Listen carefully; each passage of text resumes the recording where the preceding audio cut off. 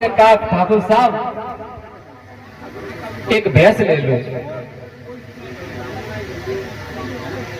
घर की व्यवस्था खराब है, दूध मट्ठा हो नहीं रहा है, एक भैंस ले लो तो घर में दूध मट्ठा होने लगेगा।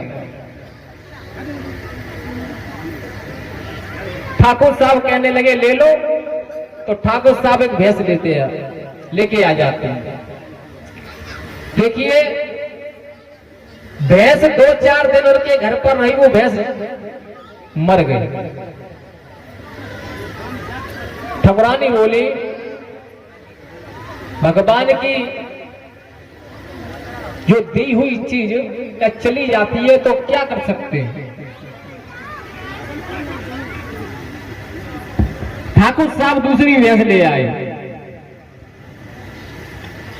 2-4-6 दिन वो भी नहीं, वो भी मर गई। अब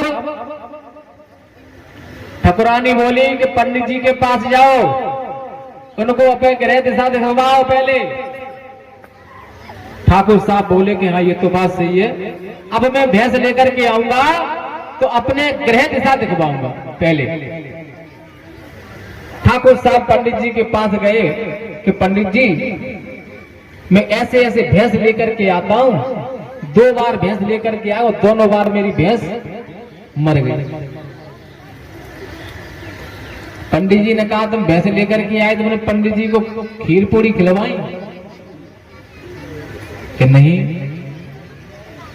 तो तुम भैंस ले आना और पंडित जी को खीर पूरी बना करके खिलवा दियो, भैंस नहीं मरेगी। अच्छा कि हाँ। ठाकुर साहब गए ठकुरानी के पास, कहा कि ठकुरानी पंडित जी ने कह दिया है कि भैंस ले आओ तुम और पंडित जी का निमंत्रण कर देना, भैंस नहीं मरेगी। उन्होंने क्या किया, ठाकुर साहब भैंस लेके आते हैं, घर में दूध मट्ठा होने लगा बढ़िया एकदम चकाचक। उन्होंने सोचा कि हमने कहा था पंडित जी का निमंत्रण के लिए, उनका निमंत्रण तो किया ही नहीं। ठकुरानी कह रही है जाओ ठाकुर साहब पंडित जी का निमंत्रण करके आओ। ठाकुर साहब पंडित जी के पास पहुंचे, अरे पंडित जी आपका मेरे यहाँ आज का निमंत्रण है। पंडित जी बोले किस बात का?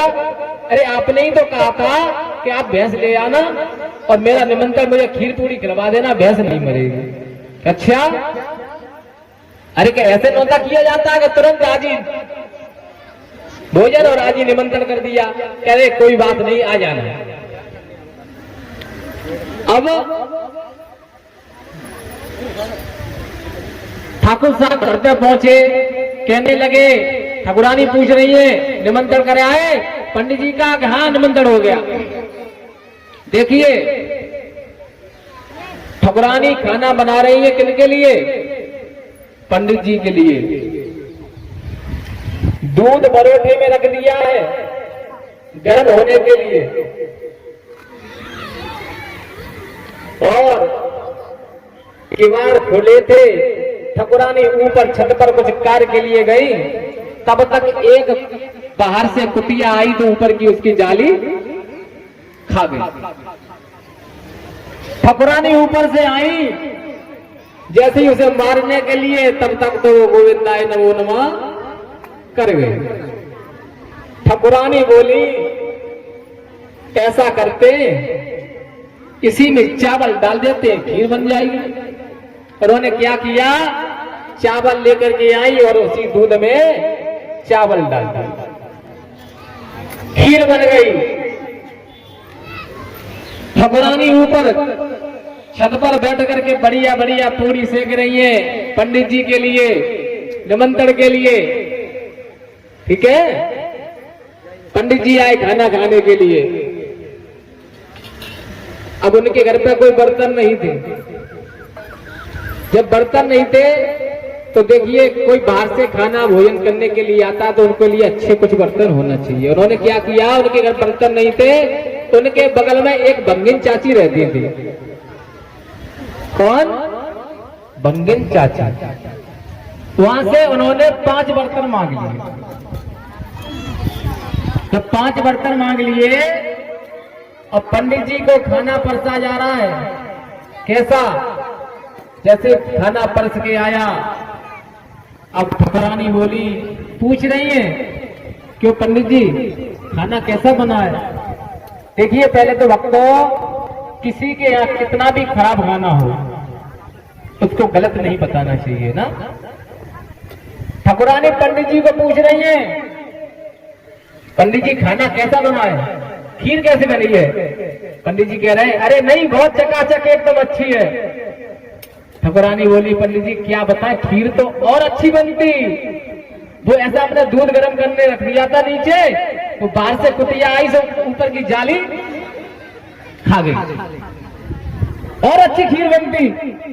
अरे पंडित जी बोले, क्या कुतिया की झूठी हुई मुझे खीर खिला रही हो? तो क्या करते पंडित जी, वो दूध खराब हो जाता। अरे अब तो पंडित जी